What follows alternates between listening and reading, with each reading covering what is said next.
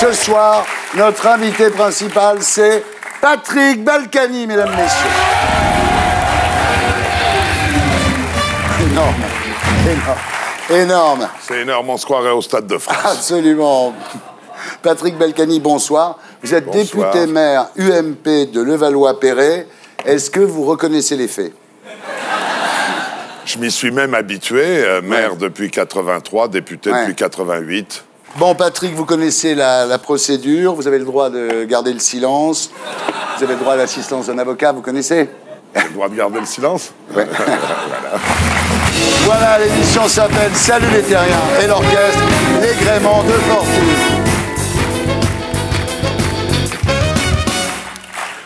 Patrick Balkany, donc rebonsoir. Vous êtes toujours très à l'aise devant les caméras parce qu'il y a tellement de vidéosurveillance à Levallois-Perret que, de toute façon, non? Oui, c'est vrai que j'ai eu le temps de m'y habituer, Oui. puisque elles y sont depuis 87. Il y en a partout. Je leur fais toujours un petit sourire en passant. Voilà. Donc, Voilà. Patrick Balkany, vous naissez en août 1948. Oui, le 16. Le 16, à l'hôpital américain de Neuilly. Tout à fait. À cette époque, votre famille a déjà pas mal d'argent. Votre père, qui était immigré juif hongrois, résistant, déporté à Auschwitz, s'est lancé après la guerre dans une affaire de prêt-à-porter féminin qui s'appelait Réti. Absolument. Et il a bien réussi. Alors, donc, jeunesse dorée à Neuilly, non? J'ai eu une jeunesse très agréable. Et puis, à l'époque, c'était la mode. On m'a envoyé dans un collège, pas très loin de Paris, à jouer en Josas, où là, j'ai passé 4 ans dans la même chambre que Michel Sardou. Et alors? Alors, on faisait les 400 coups. 400 coups, c'est pas mal. On a appris la discipline, le lever des couleurs le matin, le cross, on marchait au pas, on faisait son lit au carré. Pour ça que... Ah oui, d'accord. Oui, non, attends, on a été formés. C'est pour ça qu'il a fait toutes ses chansons après. Voilà. Alors ensuite, Genève. Oui. Vous n'avez pas eu le bac. Mais je l'ai pas eu, c'est que je l'ai pas passé. Et puis alors là, vous décidez de faire du cinéma. Et c'est vrai qu'à l'époque, vous êtes grand, brun, sportif. Pourquoi à l'époque j'étais grand, brun, sportif? Je suis toujours grand, poivre, un peu sel. Et sportif. Maintenant, je suis passé au golf, forcément. Voilà, donc c'est bien ce que je disais. Alors, le film s'appelle J'ai tué Raspoutine. C'est un film de Robert Hossein en 1967. Alors, il y a un truc, on dit que vous étiez tellement mauvais qu'il a fallu vous doubler, c'est vrai? Ensuite, les réseaux de votre père vous permettent de faire le service militaire à l'Élysée. C'était pratique pour nous, on était juste en face. C'était en face de la boutique de votre père. Voilà. Et j'y ai passé 1 an. J'avais tous les téléscripteurs et j'amenais toutes les heures, toutes les dépêches à Pompidou, Balladur, Jaubert, Garot, Juillet, etc. Et là, vous allez rencontrer les 2 personnes les plus importantes de votre vie, votre femme, Isabelle Smadja, et votre meilleur ami, Nicolas Sarkozy. Votre épouse, vous l'avez connue lors d'un match de boxe. Exactement. C'était Carlos Monzon contre Gracien Tonat. Absolument. C'est un ami qui m'avait demandé une place pour elle. Voilà.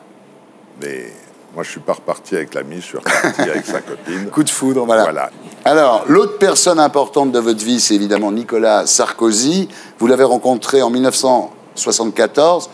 Le père de Nicolas Sarkozy, à l'époque, était aux USA et Nicolas se sentait seul. Il n'avait pas un rond. Il habitait dans une petite chambre. Il était très malheureux. Et vous, alors là, vous le prenez sous votre coupe. Vous l'invitez partout. Vous lui payez tout. Pour payer ses études, il travaillait le samedi chez le fleuriste. Le dimanche, il vendait les classes. Il se démenait pour le RPR. Il faisait ses études de droit, Sciences Po, et il habitait dans sa chambre de bonne à Neuilly. Vous l'avez adopté, quoi. Le petit Nicolas. C'est devenu comme mon frère. Bah oui, il faut dire que vos 2 pères étaient hongrois. Dans votre bureau, d'ailleurs, il y a un petit vide-poche carré en métal argenté où il y a gravé du maire au maire, du hongrois au hongrois, de l'ami à l'ami. Et c'est daté 16 août 1983. Voilà. Alors, même quand vous alliez mal, quand vous avez été condamné à 15 mois de prison avec sursis et 2 ans d'inéligibilité en 1996... Vous savez à qui vous me faites penser? Non, mais j'allais dire quelque chose de gentil, là. Vous me faites penser...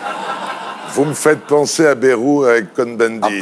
Ça lui a pas porté chance. D'abord, moi, je me présente pas. Non, mais j'allais dire que Sarkozy vous a pas lâché, c'est vrai? Jamais. Voilà. Pourtant, ça allait mal. Après, vous êtes parti en exil dans les Caraïbes, à Saint-Martin. Je ne suis pas parti en exil. D'abord, Saint-Martin, c'est la France. Oui. Je suis parti passer 2 années sabbatiques là-bas. Et comme ça allait mal à Levallois, parce qu'ils n'étaient pas contents du nouveau maire, tout le monde m'a demandé de revenir. Je suis revenu et j'ai été élu au premier tour. Et depuis, vous y êtes, voilà. Et réélu à la mairie et à l'Assemblée nationale. Alors, vous avez eu beaucoup d'ennuis, puis vous avez ressuscité. J'ai eu un passage qui a été très désagréable sur des conneries que j'avais faites. C'était de ma faute. Bon, très bien. Mais il n'y avait pas de quoi non plus me jeter au chien. Je n'ai tué personne et volé personne. Il faut être clair. Bah, voler personne? Non. La municipalité un peu, quand même. Pas du tout. Pas du tout, pas du tout. Ça, à l'époque, c'était l'époque où je faisais venir tous les chefs d'entreprise, où j'ai transformé la ville, et au lieu de bouffer à la mairie, je les emmenais bouffer chez moi. Maintenant, ils bouffent à la mairie et plus chez moi. Point. Et moi, je suis au contraire quelqu'un qui jamais une note de frais, je me fais jamais rien rembourser. Je suis très soucieux. Mais vous avez dit, je suis l'homme le plus honnête de la Terre. Mais je le dis. Non, mais c'est vrai, vous l'avez dit, ça. Mais je le dis, et tous mes amis le savent. Ouais. Bah oui, non, il n'y a que celui qui rigole derrière moi. Je sais pas, il est con. Sortez-moi le mec qui rigole quand Balkany dit qu'il est honnête, s'il vous plaît. Oui. Mais bien sûr, c'est même très important en politique. Il faut être honnête, moralement, et dans tous les actes de gestion de sa commune et des deniers publics. C'est très important. Moi, j'ai transformé une ville pauvre en ville riche. Ouais. En virant les pauvres. Pas du tout. en ayant 20% de logements sociaux, en ayant une vraie mixité sociale, et je crois qu'au contraire, Levallois est aujourd'hui l'exemple de ce que devrait être une ville moderne. 65 000 habitants, 65 000 emplois, des sièges sociaux, en veux-tu, en voilà, mais aussi de l'artisanat et tout ce qui fait une ville, et beaucoup d'espaces verts. D'ailleurs, vous n'avez plus jamais eu de problème, plus jamais été condamné, ce qui prouve que la réinsertion par le travail, ça marche, Patrick.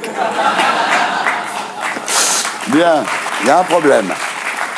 C'est l'endettement de Levallois, là, quand même. 213 millions d'euros. C'est pas énorme. Non.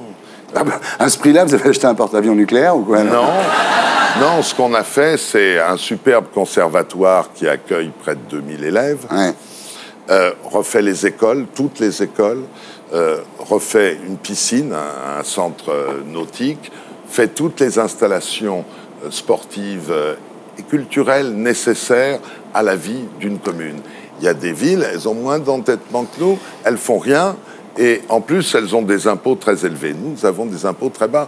Vous avez quand même emprunté 100 millions d'euros à la Caisse des dépôts et consignations. Ça aide d'être pote avec Sarko quand même pour avoir 100 millions d'euros de la part de la Caisse. Non, mais... Alors, je vais vous dire,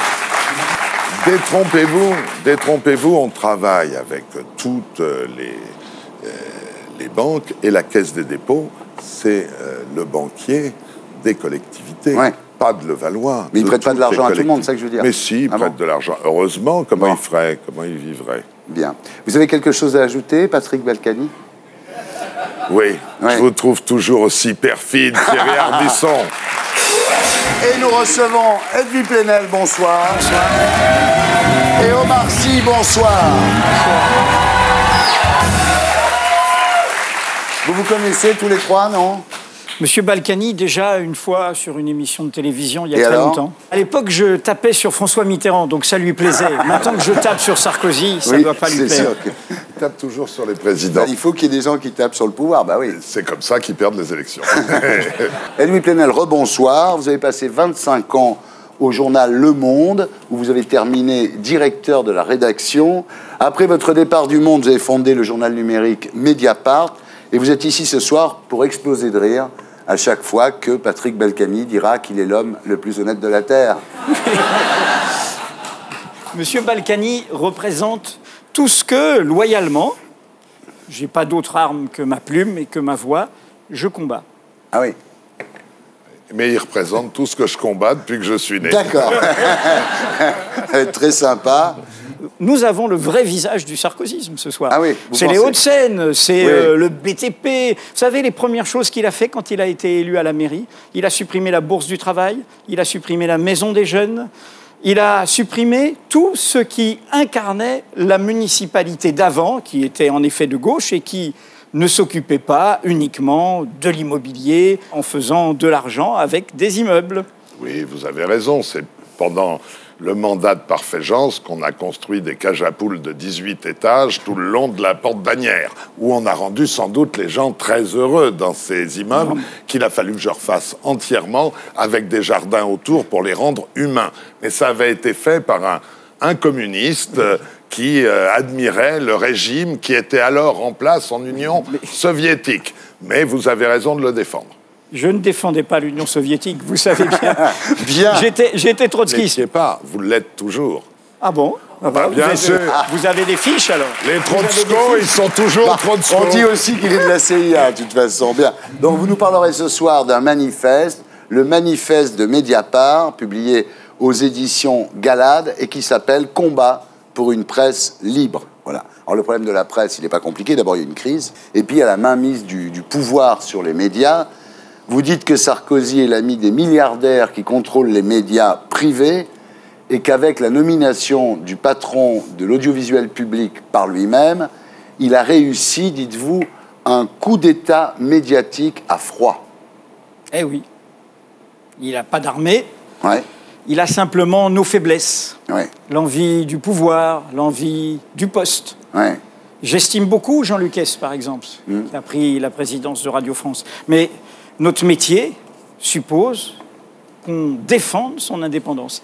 Et je pense qu'un patron de l'audiovisuel public, c'est pas le patron d'une radio d'État, c'est pas la radio ni la télé du président. C'est notre argent, c'est l'argent du public, c'est pas au président de le nommer. C'est pour ça qu'Edwy Plenel considère que un média libre ne peut être dirigé que par quelqu'un de gauche parfaitement engagé. Est-ce que vous pensez que la détestation de Nicolas Sarkozy pour les journalistes traduit une sourde haine de la démocratie? Oui, je pense qu'il y a chez lui un refus de ce qu'il ne contrôle pas.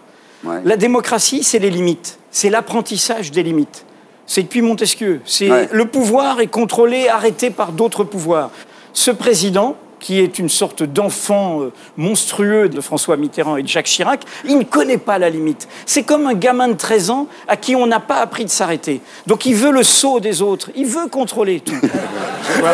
Il veut le seau, l'appel et le râteau, vous voulez dire. Oui,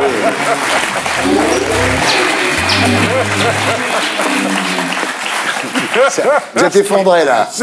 Je suis effondré, parce que aujourd'hui, il suffit d'aller sur n'importe quel blog pour voir les horreurs qui peuvent être écrites sur tous les sites. S'il y a bien un pays où il y a une vraie liberté, non seulement de la presse, mais la liberté d'expression totale, c'est bien la France. Vous avez le discours que vous aviez lorsqu'il y avait une chaîne de télévision et un ministre de l'Information qui décidait des titres le soir au journal de 20h. Autant que je sache, Madame Morano, elle est de la même famille politique que Monsieur Balkany, et elle pourchasse les gens qui disent « Oh là là, faites la terre, cette conne, sur le web ». Autant que je sache, moi, je suis un citoyen, je vote. Hein. Ouais. J'ai pas pu poursuivre ce citoyen.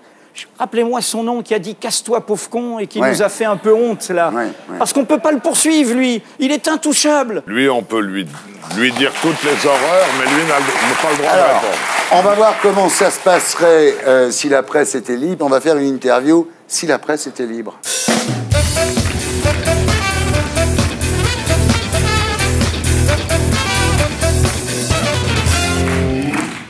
Alors, si la presse était libre, qu'est-ce qu'elle dirait qu'elle ne dit pas sur le crash de l'avion Rio-Paris?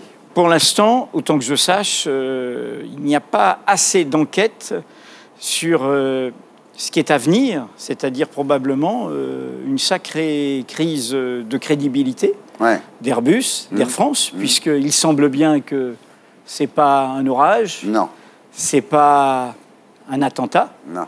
Et au début, on nous a balancé l'histoire de l'orage, et Météo France a mis une semaine à nous dire qu'il n'y avait pas d'orage. Qu'est-ce qu'elle dirait sur Nicolas Sarkozy, la presse, si elle était vraiment libre? Si la presse était libre, le président ne pourrait pas choisir les journalistes qu'il interviewe à la télévision. Ouais. Il ferait d'authentiques conférences de presse où il ne pourrait pas humilier les journalistes. Geoffrin. On aurait le droit de lui reposer 4 fois, 5 fois la même question quand il ne répond pas à une question.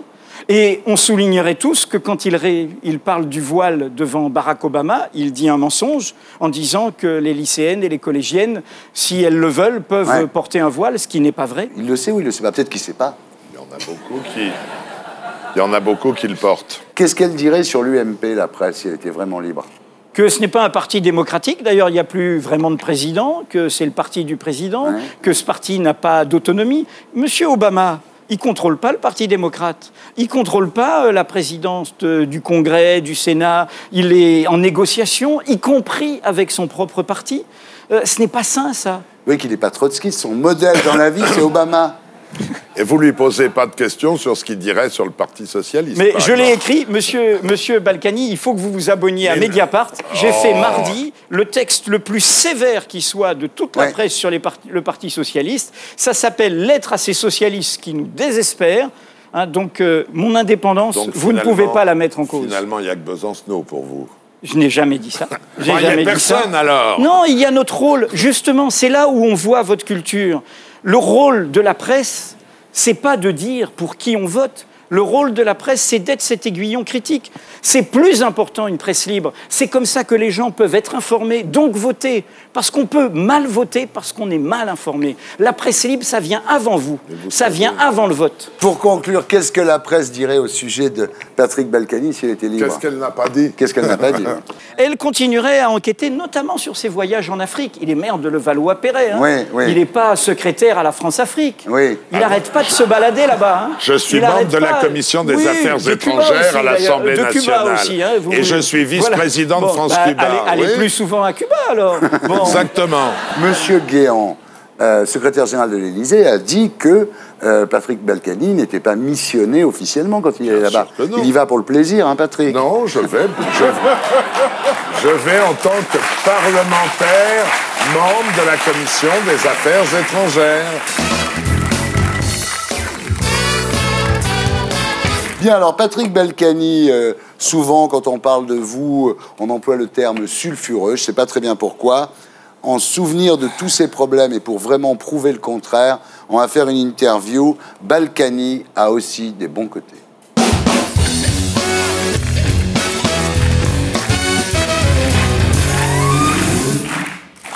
Est-ce que vous aimez les enfants? Je les adore. Vous voyez? Je vais être grand-père pour la 2e fois cet été. Tu vois? Est-ce que vous aimez les animaux? J'ai 2 chiens et 2 chats. Ben voilà. Est-ce que vous nourrissez les oiseaux? Je nourris les oiseaux. Ben voilà. Je m'occupe de tout. Et même à Levallois, il y a des pigeonniers. Est-ce que, par exemple, vous donnez de l'argent à des associations caritatives? Bien entendu. Bien entendu. Est-ce que vous aidez les vieilles dames à traverser la rue? Je vais vous dire, non seulement je les aide à traverser la rue, mais parfois c'est elles qui traversent de l'autre côté pour venir m'embrasser. Ah. Bien entendu, vous faites les plus gros efforts pour sauver la planète, Patrick. Écoutez, je vais vous donner un petit exemple. 1/3 de Levallois est chauffé uniquement par le retraitement des ordures ménagères, sans fumée, sans rien. Tu vois qu'il a, a aussi ses bons côtés. Est-ce que vous êtes marrant? Demandez à mes amis. Vous connaissez des blagues? J'en connais. Dites-nous une blague, alors. Non, pas maintenant. Parce que moi, j'aime les blagues longues, avec accent. Faut un peu de... Non, je vous en raconterai après. Est-ce que vous prêtez vos DVD? Je les donne, même. Voilà. Est-ce que vous roulez des pétards pour vos potes? J'ai jamais fumé de pétard de ma vie. Jamais. Ah, ça, c'est un mauvais côté, en revanche. Ben, sûrement. Conclusion, Balkany a aussi ses bons côtés. Et pour être sûr de ne rien rater de Inarditube, abonnez-vous et mettez un pouce bleu.